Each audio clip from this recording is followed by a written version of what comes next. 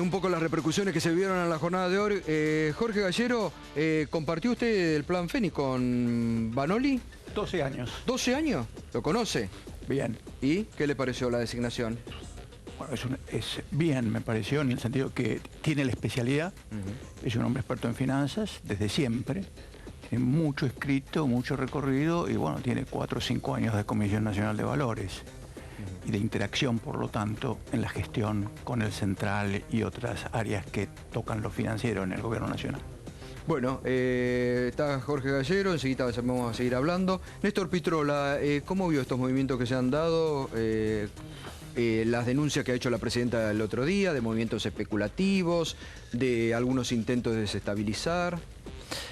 Creo que Fábrega era un hombre de la banca y es acusado de hacer lo que naturalmente iba a hacer un hombre de la banca. Avisarle a los bancos lo que iba a pasar con el dólar y ocurrieron los negociados previos a la devaluación. ¿Cree que lo hizo Fábrega? A la devaluación. Una línea intermedia bueno, del Banco Central. Lo acusó la presidenta.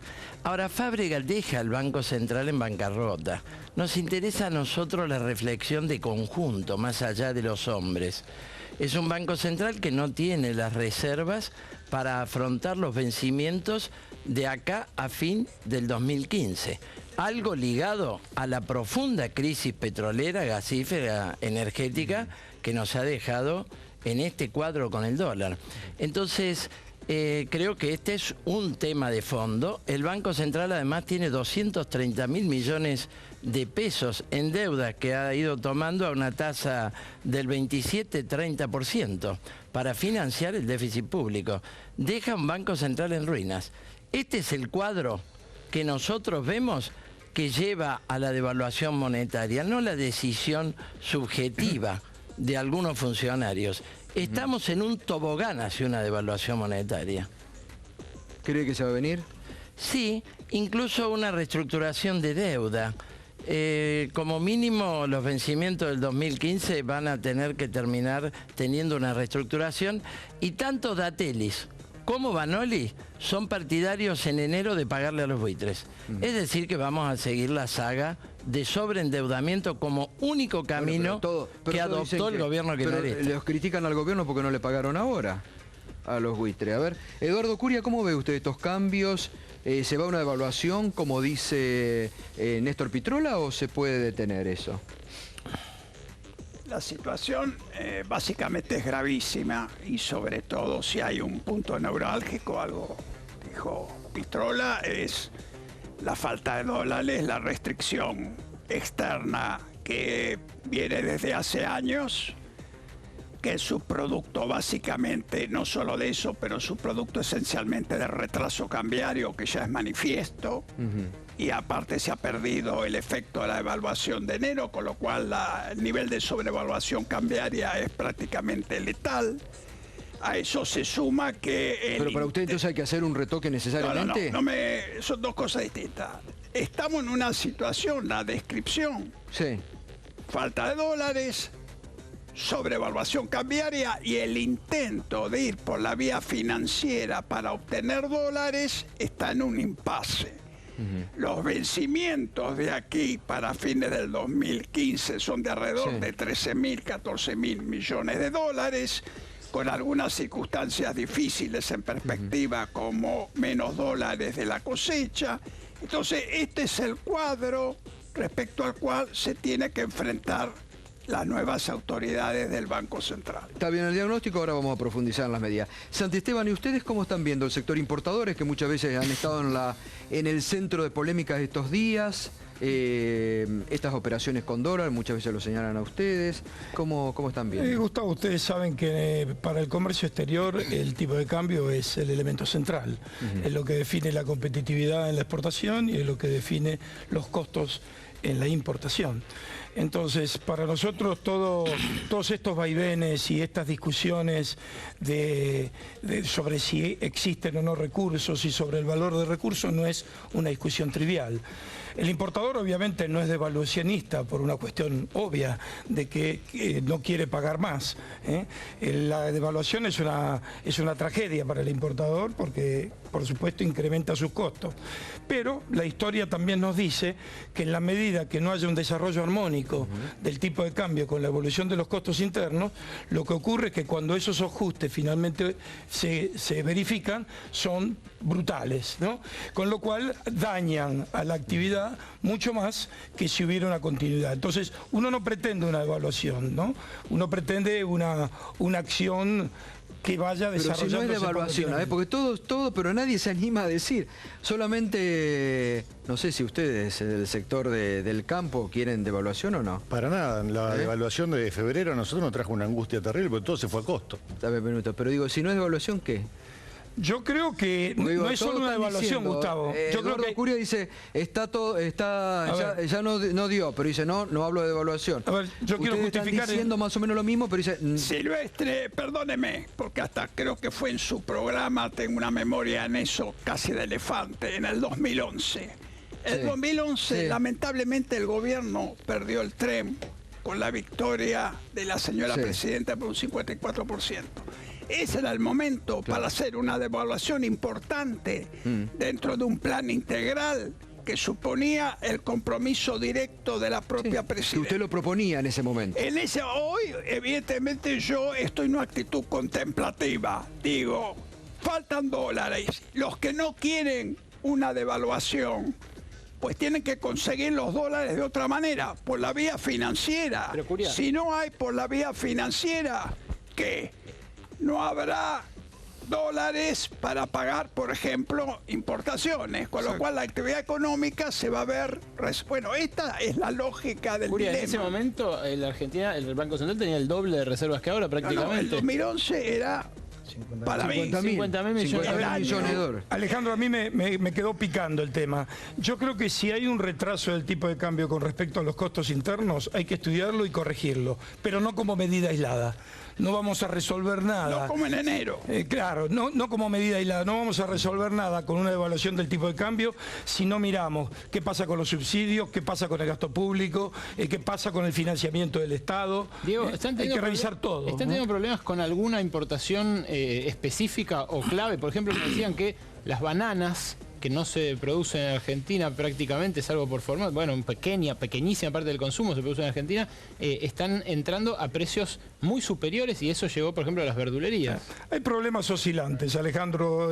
La Secretaría, el sistema es inadministrable. Son 6.000 importadores que presentan 8.000 solicitudes por día para que atienda un grupo de 20 personas sin criterio de automaticidad. No hay un bloqueo de importaciones totales. No es consciente, porque como es transversal la problemática, si hay algo no es consciente de estos sí, estos no. Es un problema que están totalmente sobrepasados por un sistema que es perverso en su administración. Entonces, en la medida que uno no se dé cuenta que más del 80% de lo que se importa va a la producción, y que de ese 80% que va a la producción, más del 75% no tiene contrapartida de producción local, y dar automaticidad a eso, vamos a seguir teniendo los mismos problemas que tenemos hasta ahora. Me miró mal con lo de las bananas solo.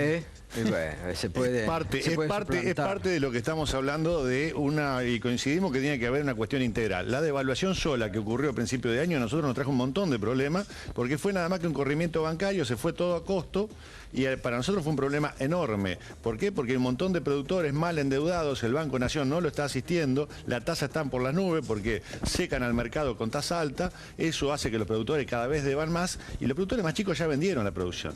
Entonces, la producción que queda en el campo, ¿para qué sirve hoy? Ahora, es verdad también, yo, Jorge, yo voy mucho a Entre Ríos. Nunca había visto en los campos tantos silos bolsas como veo ahora. Es impresionante la cantidad. Nunca se vio en Entre Ríos tanto silo bolsa al costado de la ruta y en los campos como se ve ahora. La liquidación que tenemos hoy, y los números los dan el Ministerio de Agricultura, digamos, no son números privados, la liquidación es igual que la del año pasado. Sí, pero con una cosecha mucho mayor. Hubo un 5% más de su cosecha que el año pasado. Ahora, hay que entender una cosa, hoy hay todo un esquema de comunicación para confundir a la opinión pública. El productor agropecuario tiene ingresos una vez al año cuando los tiene. La otra vez debatíamos esta gente, 12 millones de hectáreas inundadas. Eso el año que viene no tienen ingresos. Entonces vos cuando lo tenés que cuidar porque no sabés cuándo vas a tener el próximo ingreso. Y ahora viene el fuerte de la inversión. Ahora hay que volver a sembrar, se está sembrando ya el maíz, lleva $600 por hectárea sembrar maíz, hay que sembrar la soja, ya sale $300 por hectárea. Entonces van a tener que vender. se está vendiendo. Y ahora viene una etapa de nueva Perdieron a los liquidaciones pavotes, para dijo la eso. presidenta el otro día, por no vender cuando... Sí, pero ¿sabe qué pasa, Gustavo? En Estados Unidos hay una cosecha enorme. Sí, Asia está sí. consumiendo menos. Sí. Brasil tiene buena cosecha y nosotros Sí, también. tuvimos buena cosecha. Exacto. Ahora, todo eso no alcanza para meterle miedo al productor. El productor le tiene más miedo al futuro argentino que a la cosecha americana. Jorge Francioni. Soja, ¿Y? 5 pesos. Fabián Francione. Fabián, perdón, Fabián. ¿Y?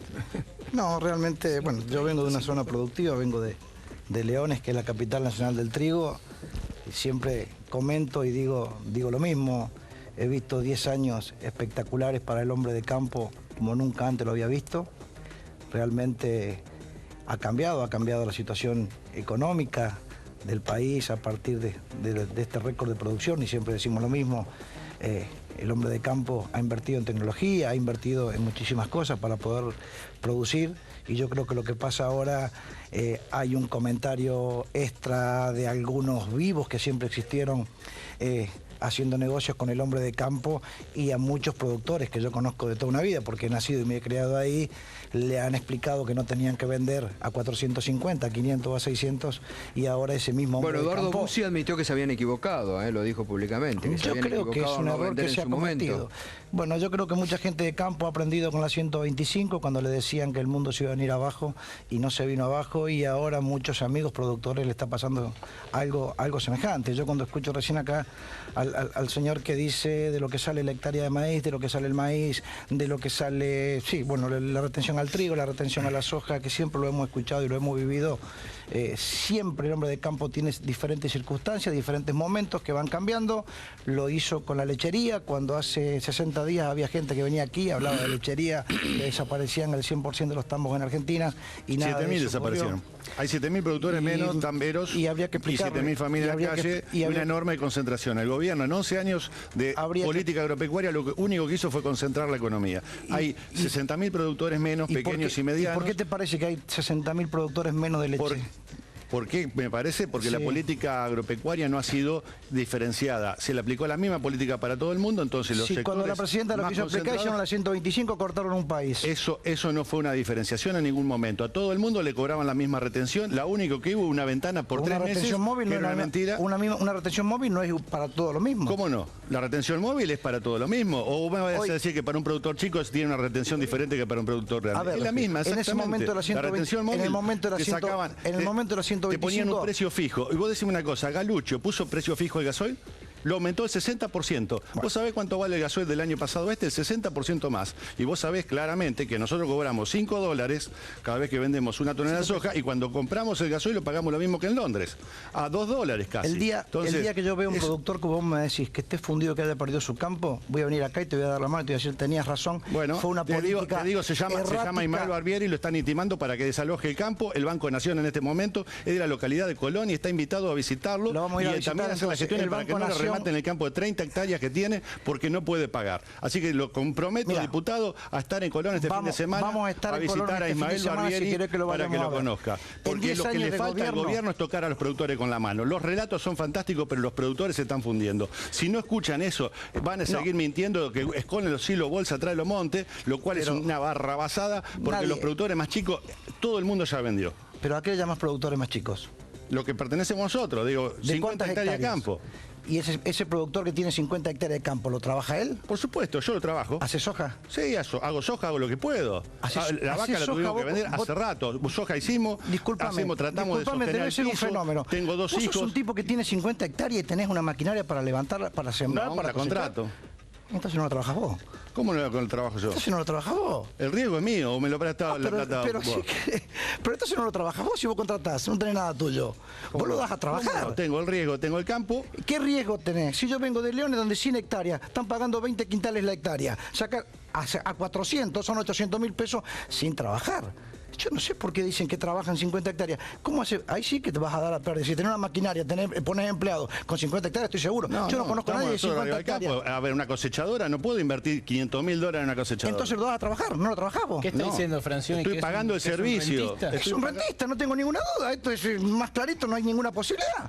Únicamente que el señor sea diferente y yo vuelvo ahora a Leones y le voy a decir, muchachos, ustedes con 30 hectáreas. El fin de semana lo invitamos, así toca a los productores con la mano, porque me parece que tiene una si yo me he criado con los absolutamente productores. distorsionada. Yo Yo me crío todos los días. Bueno, tengo a Carlos Gareto, que viene acá y se pronuncia. Está haciendo una casa de $2 millones. No sé quién es. ¿Cómo que no sabe quién es Carlos Gareto? Ah, Gareto, sí. Carlos sí, Gareto, claro, presidente Corinagro. Una casa de $2 millones. El otro día fueron 2 funcionarios nacionales. Vale 2 millones la casa en Leones. Se querían morir. Sí, porque la casa sí es una mansión.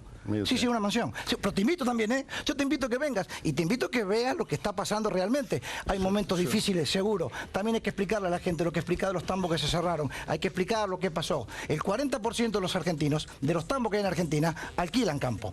¿Y cómo lo alquilan? ¿Por qué? ¿A qué valor pagan?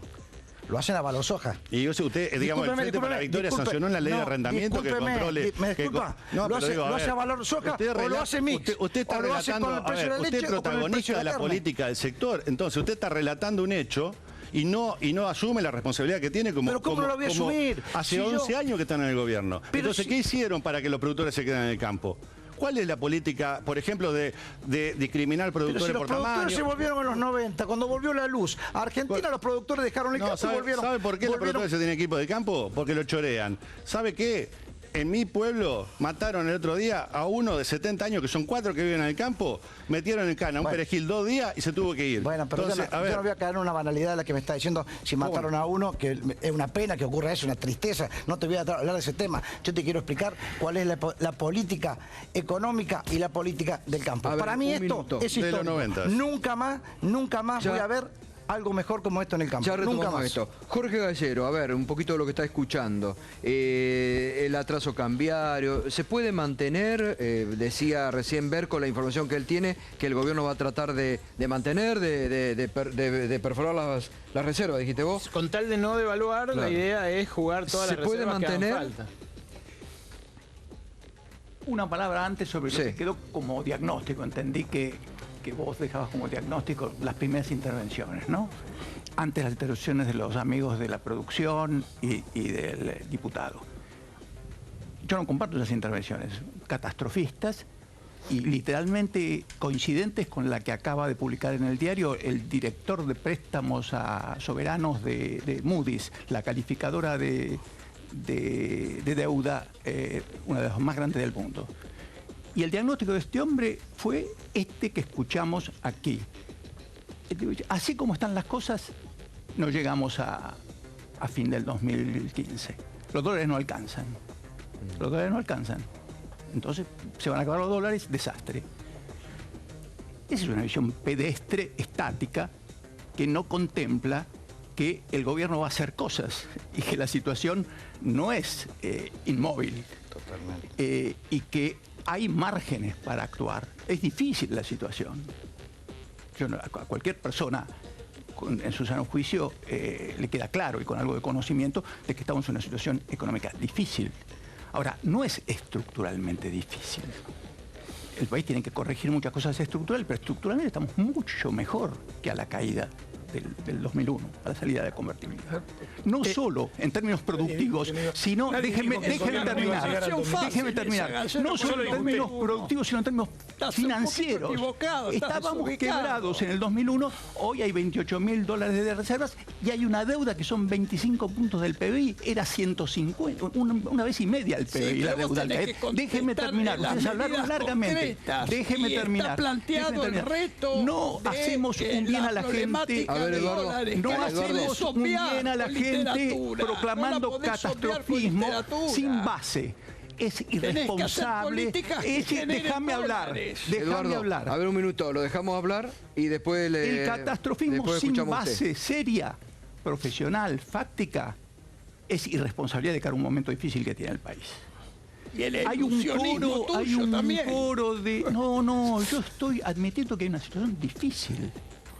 Pero no voy a caer en la banalidad y en la cuestión antipatriótica, en el buen sentido de la palabra, de jugar en contra, digamos, de exacerbar irrealmente los problemas que hay, de negar los márgenes de libertad, que no son muchos. Estoy hablando. Perdón, Silvestre. Sortear, este señor no respeta las normas. Eduardo, dejémoslo y después le doy a usted. Por favor. Así se enteran. Vamos. Así nos entendemos todos. No debemos en esta mesa caer en la actitud de la legión de economistas y políticos, bueno, opositores lógicamente, porque optan al poder en las próximas elecciones, que están volcando en los medios una catarata de barbaridades. Pero digo... barbaridades. Jorge, volviendo un poquito a la pregunta inicial, ¿usted cree que hay que hacer hay una devaluación o no? Hay un tremendo problema de liquidez. Faltan dólares. Faltan dólares. Por una asfixia financiera que deviene de un accidente en el manejo de una deuda que ya estaba reestructurada, el loco accidente Griesa, que obviamente se suma a problemas estructurales de larga data algunos, por ejemplo, una industria que es muy deficitaria en divisas, en particular una industria automotriz que es hiperdeficitaria en divisas, y eso no lo hemos corregido, pero son décadas ese problema. Tenemos problemas de brecha energética por deuda que viene del pasado y por relativa inacción o errores estratégicos en corregir a tiempo eso. Eso se intenta corregir ahora, hace meses, pero 5 o 6 años atrás, a mi juicio, y vean que yo también señalo cuestiones críticas, habría que haber hecho una corrección de fondo, ¿no? Del tipo de la que se hizo ahora. Eduardo, ¿qué quería decir usted? Es un planteo ilusorio, idílico, digamos. Hay una realidad que es incontrastable y no por un posicionamiento político mío, sino que simplemente un análisis económico. Entonces, cuando decimos los compromisos que hay, la situación de retraso cambiario, el frente financiero externo que está en un impasse, entonces lo que señalo es el eje de la respuesta, que probablemente la tenga en mente Gallero porque no la puso sobre la mesa, es cómo conseguir dólares. Faltan dólares en la economía y dentro de la problemática básica, esta es la central que después deviene en el estancamiento económico, en la dificultad para importar, porque no se importa lo necesario, hay restricciones de oferta, etcétera. Entonces, ¿Y cómo se consiguen esos dólares? Concreta, ¿no? ¿Cómo se consiguen esos dólares? Néstor. Bueno, lo primero que quiero decir que no necesitamos agravar ninguna catástrofe. Ya demasiado tienen los trabajadores con miles y miles de despidos. Ahora está parada Cargill, grave conflicto en RACIC, 1.200 despidos. Es decir, el problema en la construcción, en los frigoríficos, en la industria autopartista, ya está con una gravedad inmensa. Los salarios y jubilaciones han caído en su poder adquisitivo 10, 12 puntos como mínimo. Cualquier devaluación futura va a ser otro golpe al bolsillo popular. La recaudación aumentó gigantescamente en ganancias porque se ha congelado el mínimo no imponible, es decir, que se está confiscando al sector que gana un poquito más.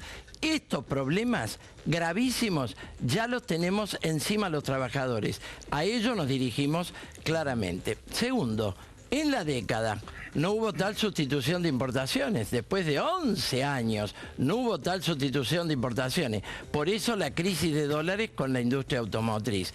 En la década lo que escuchamos aquí de ambas partes es que finalmente ha sido un modelo sojero, que ha sido un modelo de primarización. En la década se han pagado serialmente 190.000 millones de dólares de deuda y ahora debemos 250, que es más de lo que debíamos en el 2001. Una crisis de deuda. Es decir, tenemos estos graves problemas. Naturalmente se requiere diferenciar dos momentos muy distintos. Pero quiero terminar, Guria. En el quinquenio 2003-2007 tuviste una creación de trabajo que no se explicaría sin un proceso de reindustrialización casi violento. Sí, respecto de la crisis descomunal, respecto de la crisis descomunal 2001-2002. Ahora, y después la cosa cambia. Industrialización es tener trenes y construirlos. Industrialización es tener una industria petrolera propia. Es todo lo que no tenemos. Justamente, y eso ha agravado la crisis. El problema petrolero, prolongar las privatizaciones de los 90, agravó enteramente esta crisis, que nos lleva a una quiebra energética y a una quiebra en los dólares que estamos discutiendo. Con una recesión ahora que ya tenemos 13 meses de caída industrial. Acá nadie agita ninguna catástrofe. Queremos buscar una salida a partir de las reivindicaciones y los intereses de los trabajadores, que una vez paguen los bancos. Cierro con esto, esta parte. Los bancos han ganado 45.000 millones de pesos en el último año. Llevan un récord. Es decir, que estos también son los núcleos de intereses que ha favorecido el llamado modelo, mal llamado. Santisteban, ¿y los dólares que dice Curia que falta? ¿Dónde los sacan? A ver, el modelo de autofinanciamiento del Estado, cuando hace 10 años salimos de los mercados internacionales y decidimos tomar un modelo de autofinanciarnos con la plusvalía fenomenal que tenían los commodities argentinos, la soja, los minerales, la energía en ese momento, más los impuestos que pagamos los argentinos, que estamos con un nivel de carga impositiva récord, más los impuestos que pagan las empresas, que están también con un nivel alto. Y sin financiamiento internacional de ningún tipo, ese modelo está agotado. Ese modelo está agotado, porque hoy ya la soja no tiene la plusvalía que tenía en ese momento, el nivel de desarrollo de gasto hay que ir? Bueno, pero a ver, nadie me responde. ¿Hacia dónde vamos? Yo le respondo, tenemos que ir con sensatez, con orden y con seriedad a financiar la infraestructura de mediano y largo plazo que sirve para varias generaciones, no para una, en lugar de financiarla con recursos corrientes, financiarla con recursos internacionales, como todos los países del mundo. Hay que volver al crédito internacional. Lo de siempre. Hay que volver a endeudarse. Lo explicamos. Hay que volver a endeudarse. Gustavo, lo explicamos. ¿Qué país no se financia la infraestructura de esa manera? Ya lo explicamos el otro día. La historia del país se repite siempre. Con Irigoyen, con Perón, con Alfonsín. Se repite. No la vamos a cambiar nosotros. Porque lo que el señor propone es lo que ha pasado siempre. Primero vamos a llevar el riesgo país a 1000. Cosa que nos presten al 17%. Porque ¿Y cuánto pagamos hasta ahora? Que nos paguen, en este último año pagamos al 20%. Precios internacionales. Yo no puedo creer que se relate desde el gobierno. Si no pedimos plata afuera. Discúlpeme, yo estoy hablando de lo que es pedir plata al exterior. No pedimos plata afuera. Venezuela cuando se pagaron. No pedimos plata afuera. ¿El 26? No, el 2006. El 2006. No pedimos plata afuera. No, se le pidió plata a los jubilados. Lo que está diciendo el señor está bárbaro. Pedimos plata, pedimos 10.000 millones, 5.000 millones para algunos, para que 20.000 no para gastos corrientes, no para sueldos y para agrandar el Estado, para hacer obras de infraestructura que sirvan para una generación. Es que no me deje explicar. Un camino, un puerto, un tendido de línea eléctrica, un gasoducto, el desarrollo de petróleo, no se hacen con recursos corrientes, se hacen con financiamiento. O ustedes van a hacer vaca muerta con recursos corrientes. Pero no, si usted no me está escuchando entonces. Los pero 20.000. se ha hecho infraestructura en Pero estos ¿cómo que no? Es histórico, Gustavo. Si ellos tuvieron 50 años para hacer la autopista Córdoba-Rosario y la hizo este gobierno. Vaya a ver los gasoductos que tenemos en la autopista Córdoba-Rosario, cómo está trabajando la gente. Vaya a ver el gasoducto Córdoba de Marco Juárez, Córdoba. Vayan, pero hay que recorrer, hay que andar. Porque estamos con el biribiri de todos los días. ¿Cuánta gente se mata por semana en las rutas? Pero, dígame. ¿Pero qué me está diciendo? ¿Y esa falta de infraestructura? Es una falta de respeto. Parece Clarín. Parece pero claro, a ver, escúcheme. Venga conmigo arriba al auto. Esto es una locura.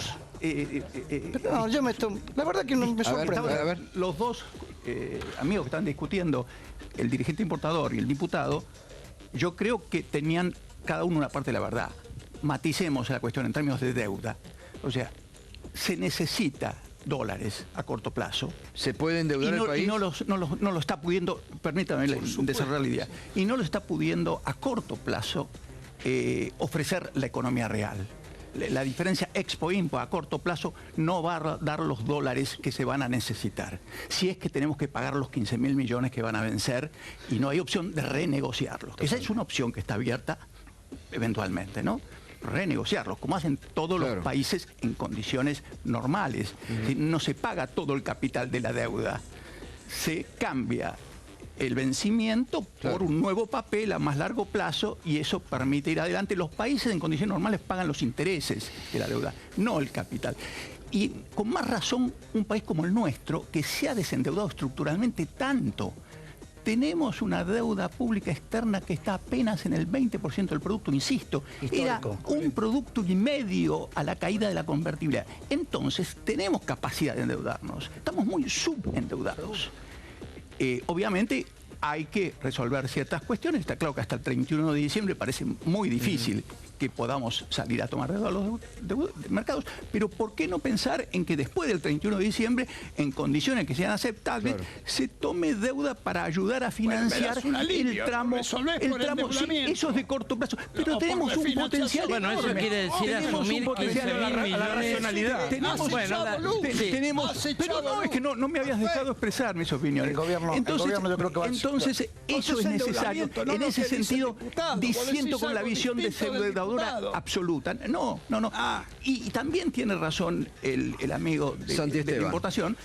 Es legítimo tomar deuda para financiar buenos proyectos que se repaguen, que principalmente generen divisas. Pero van a tomar deuda para pagar deuda. No eso, nada más. En la facultad estaba cansado de escuchar a la gente como usted, de la Ultra, que decía cuanto peor mejor y que siempre está disconforme. Nosotros lo que estamos cansados es que le metan la mano en el bolsillo a los trabajadores. A nosotros nos votaron 1.300.000 trabajadores. Bueno, pero son despacito, son minoría, la facultad tengo 40 años de trabajo en el gremio gráfico. Al momento de pagar, lo que están en la fila son siempre demasiado con el sector del campo. El trotskismo coincide con el campo. Jamás. El modelo Sorgero lo han hecho ustedes. Es increíble. El modelo Sorgero lo han hecho ustedes. Perdón, ahora que empezamos a coincidir, no es que están el doctor venía en la buena línea. Sigamos en esa línea. Y están en rendedor al país. Y pagarle a los buitres en enero, usted lo está diciendo. Eso es lo que nos va a llevar a la bancarrota. Nosotros proponemos investigar la deuda en el marco de un plan integral, nacionalizar los recursos estratégicos, el comercio exterior, recomponer el mercado interno. Brasil se va a caer. Lo que ustedes nos están diciendo en la dinámica, porque usted dijo muy bien, las cosas no están fijas. ¿Usted quiere que gane en la dinámica, Dilma? Brasil está devaluando la moneda. A ver, Néstor. ¿Usted prefiere que gane Marina? Hay un problema. ¿Usted quiere que pierda No, a mí no me importa si gana Dilma o la otra. Los dos han gobernado con el capital financiero y Brasil está en una crisis por su esquema. Déjeme contestarle. Los pueblos sudamericanos por ahora vienen bastante racionales. Y ojalá que el domingo gane Dilma y gane también el compañero en Uruguay. Y se consolida gana el rumbo. Dilma y gana el Mensalao y los bancos. No. No hay ningún problema. Si ganan Dilma, que tiene probabilidad de ganar, y gana en Uruguay el Frente Amplio, hay posibilidad de continuar con los éxitos estructurales que se han dado en los últimos 10 años en América Latina, por lo menos en América del Sur. Y ayudar, y sobre esa base corregir las cosas que hay que corregir, que son muchas. Y hay estructurales y hay de coyuntura, de las dos. Hay graves problemas estructurales. El tema energético necesita un montón. Exactamente. El transporte necesita un montón. La infraestructura necesita un montón. Y se necesita financiarla desde afuera. Y probablemente en la coyuntura dura de acá hasta diciembre del 2015, donde va a venir otro gobierno que no va a ser el suyo por ahora, por ahí llegan. Bueno, vamos a ver. De allí entonces es legítimo, en mi opinión, tomar deuda para resolver el problema de corto plazo, porque esa deuda va a evitar que el parate económico sea mayor que el que problema, usted que pudiera ser tranquilo.